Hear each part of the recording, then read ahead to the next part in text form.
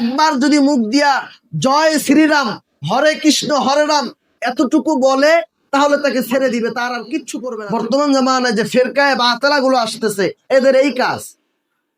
পর্বত্য অঞ্চলগুলোতে, পাহাড়ি অঞ্চলগুলোতে, খাগড়াছড়ি, বান্দরবান, উত্তরবঙ্গ, পঞ্চগড়, ঠাকুরগাঁও, এই সমস্ত এলাকাগুলোতে বর্তমানে খ্রিস্টান মিশনারি এমন ভাবে মানুষের শিরায় শিরায় ঢুকে পড়েছে, লাখ লাখ মুসলমানকে খ্রিস্টান বানা ফেলতেছে।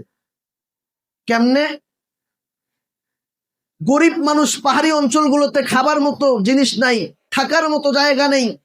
পাহাড়ি অঞ্চলগুলোতে দেখবেন থাকার জায়গা নেই, খাবার মতো তাদের সাধ্য নেই।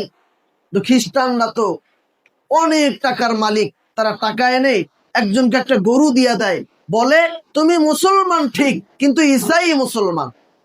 ঈসাই মুসলমান হলো, ঈসাই মানে খ্রিস্টান ধর্মের মুসলমান। তুমি মুসলমান ঠিক, কিন্তু খ্রিস্টান ধর্মের।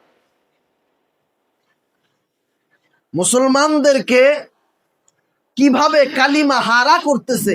একটা মুসলমান যদি নিজের ইমানকে 10 টাকার বিনিময়ে বিক্রি করে দেয়, সে বুঝতেছে না 10 টাকার দাম কত আর তার ইমানের মূল্যটা কত। এজন্য ভাইয়ারা আমার, আমাদেরকে সতর্ক থাকতে হবে।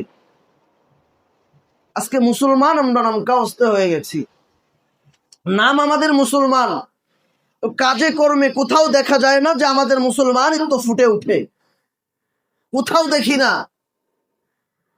আমরা সহজে, খুব সহজে মুসলমান হয়ে গেছি, খুব সহজে, কোনো কষ্ট হয় নাই আমাদের মুসলমান হইতে।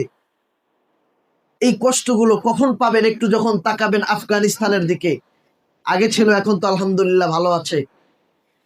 মুসলমান কেমনে কষ্ট করে মুসলমানের ইমানকে টিকিয়ে রাখে, যদি এটা দেখতে চান তো ফিলিস্তিনের দিকে একবার তাকায়েন। মুসলমান ইমানটা ধরে রাখা কত কষ্টকর। আজকাল পত্রিকা, মোবাইল, ইন্টারনেট, সাবাকার মধ্যে তাকা দেখেন ইন্ডিয়ার মুসলমানদের কি অবস্থা। একবার যদি মুখ দিয়া জয় শ্রীরাম, হরে কৃষ্ণ হরে রাম এতটুকু বলে, তাহলে তাকে ছেড়ে দিবে, তার আর কিচ্ছু করবে না তাকে।